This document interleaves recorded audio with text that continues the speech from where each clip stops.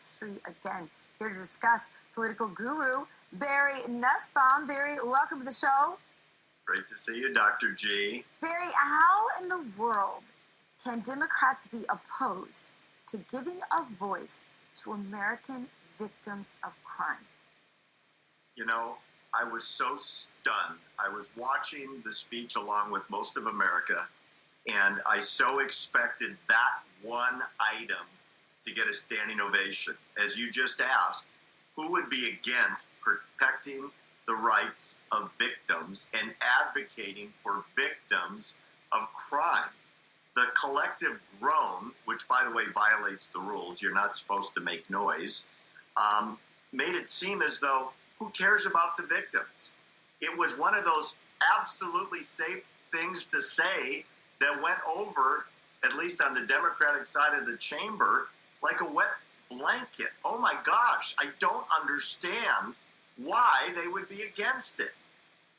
It makes absolutely no sense, Barry. I was so dumbfounded when I saw it, and dumbfounded when I realized that they are literally saying they don't want Americans. There was nothing that President Trump said in that part of the speech that was in any way offensive. And so it's mind-blowing, I think, to me, that the Democrats literally don't want crime victims to have a voice because they are so possessed with their own political power. And I think I tweeted, I had like 900 retweets on something I said that you know, it's such a defining moment. It tells us that the Democrats really don't care about the victims of crime if it doesn't suit their political agenda. And it's worse than the worst kind of politics. Barry, my tweet also says something about it doesn't look like they even have a soul. Literally, I've never thought that the Democrats were that bad. It was a very defining moment for me. And I wonder if the mainstream media is talking about this at all. Well, I'll tell you what they're reporting today, G. It's much worse than that.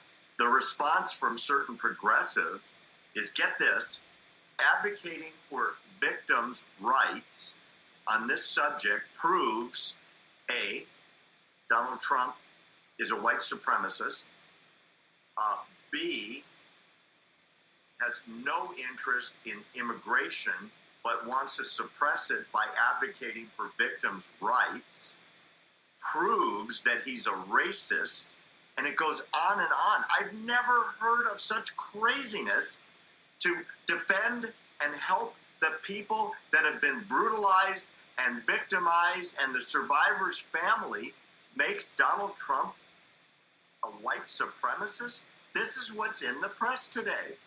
And I really just can have zero respect for this, Barry, right now. And here's why.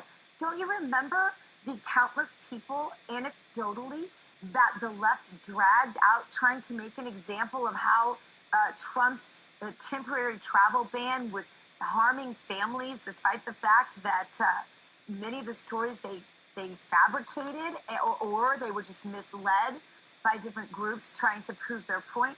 I mean, it is such hypocrisy when they themselves are the masters of parading somebody out, trying to paint them a victim, and using them even when they're wrong and they haven't done their research. This is a case where President Trump has literally thousands, maybe hundreds of thousands of victims that he could bring out that are 100% legit, and none have been disproven.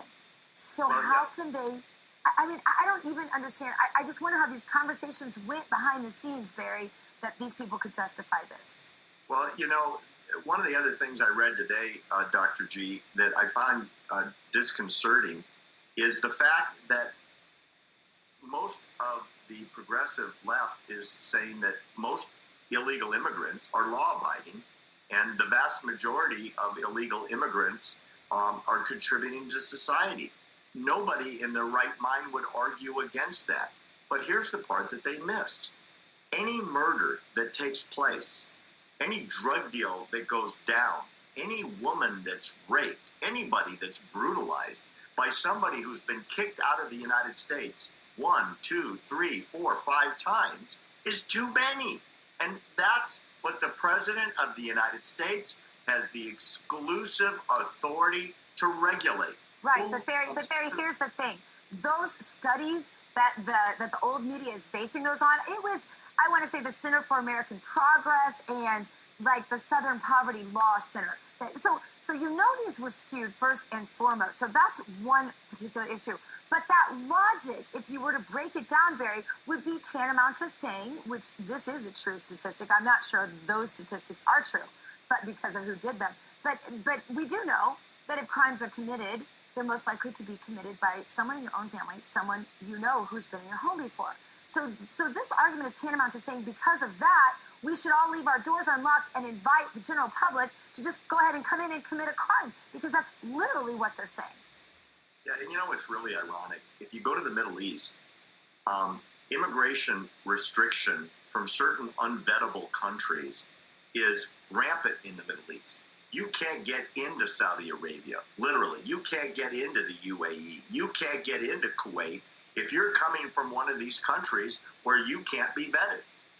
And yet the United States is racist and is a white supremacist country because we want to take care of the victims of the crimes perpetrated by people who have broken into this country, thereby making them felons, and somehow that's not okay. Look, I got news for you, and I really mean this.